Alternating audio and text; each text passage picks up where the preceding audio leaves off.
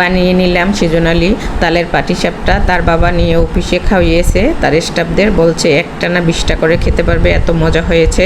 তো কীভাবে বানালাম চলুন দেখা যাক। আমি মনিকাস রেসিপি অ্যান্ড ব্লগ থেকে এখানে আমি তালের পিউরি নিয়ে নিলাম 1 বাটি, আর 1 বাটি চালের গুঁড়া দিয়ে দিলাম। এখানে একটু মিশিয়ে নিব তালের সাথে। তালটা আপনাদের পরিমাণ মতো দিবেন, অনেকে কম বেশি পছন্দ করে, তো আমি তাল আমার পরিমাণ মতো দিয়ে দিলাম। এখানে আধা বাটি সুজি দিয়ে দিলাম, আর এখানে আমি আধা বাটি ময়দা দিয়ে দিলাম। এখানে দেওয়া হলো চালের গুঁড়া, ময়দা, সুজি আর পরিমাণ মতো চিনি। চিনিটা আপনাদের পরিমাণ মতো দিবেন, অনেকে কম বেশি খায় সেরকম অনুযায়ী দিবেন, যে যেরকম খান ওরকম দিবেন। দিয়ে সব কিছু আমি একটু ভালো করে মিশিয়ে নিব। এই যে সব কিছু একটু আস্তে আস্তে করে মিশিয়ে নিতে হবে। আর এখানে দিয়ে দিলাম মিশানোর পরে একটু 1 বাটি পরিমাণ গুঁড়া দুধ, আর তালের বাটিটা ধুয়ে একটু জল। আর এখানে আপনারা লিকুইড দুধ দিতে পারেন, আমি যেহেতু গুঁড়ো দুধ দিয়েছি তাই জল দিয়ে বানাচ্ছি। আপনারা চাইলে লিকুইড দুধ দিয়ে গুলতে পারেন। তো আমার গোলাটা দেখতেই পাচ্ছেন, একটু ভালো করে গুলে নিতে হবে, একটু জল দিয়ে পাতলা করে নিচ্ছি। আর এটা যত নেড়ে চেড়ে ভালো করে মিশিয়ে ফেটিয়ে নেবেন ততই পিঠাটা ভালো হবে।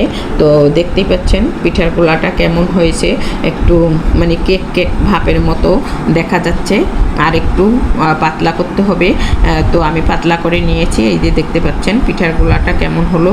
তো আমি এটা গুলে আধা ঘন্টার জন্য ঢেকে রাখবো, যেহেতু পাটিসাপটা একটু রেস্টে রাখলে পিঠাটা ভালো হয়। এই যে ঘনত্বটা দেখতে পাচ্ছেন কীরকম, আমি দেখিয়ে দিলাম।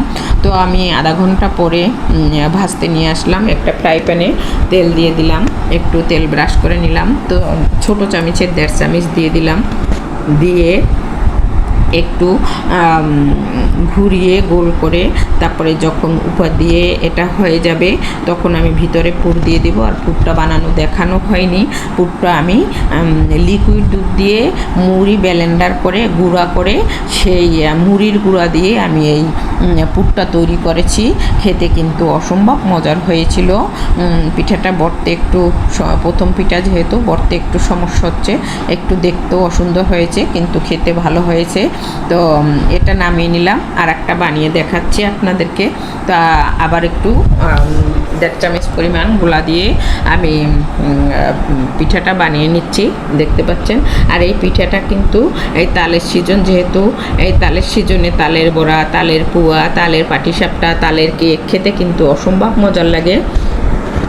আর তালের ঘ্রাণটা কিন্তু অনেকেই পছন্দ করে না, যেমন আমার ছেলে মেয়ে খেতে পারে না, কিন্তু আমার বর আমরা খেতে পছন্দ করি।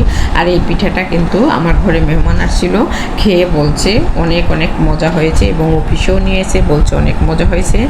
পুরটা কিন্তু, ভিতরের পুরটা কিন্তু আমি গুড় দিয়ে বানিয়েছি। আর পিঠাগুলো সব আমার বানানো হয়ে গেছে, দেখতেই পাচ্ছেন কত সুন্দর লাগতেছে দেখতে। যদি পিঠের ভিডিওটা ভালো লাগে সবাই কমেন্ট করে জানাবেন এবং কেমন হলো। আর এভাবে ঘরের সাধারণ উপকরণ দিয়ে আপনারা বানিয়ে নিতে পারেন তালের পাটিসাপটা পিঠা, তবে খেতে কিন্তু অসম্ভব মজার হয়। তো সবাই ভালো থাকুন, সুস্থ থাকুন, সকলের জন্য শুভকামনা। আবার কথা হবে, দেখা হবে নতুন কোনো ভিডিও নিয়ে। সে পর্যন্ত সবাই সুস্থ থাকি। আশা করি সবাই একবার বানিয়ে খাবেন, খেতে কিন্তু অসম্ভব মজা।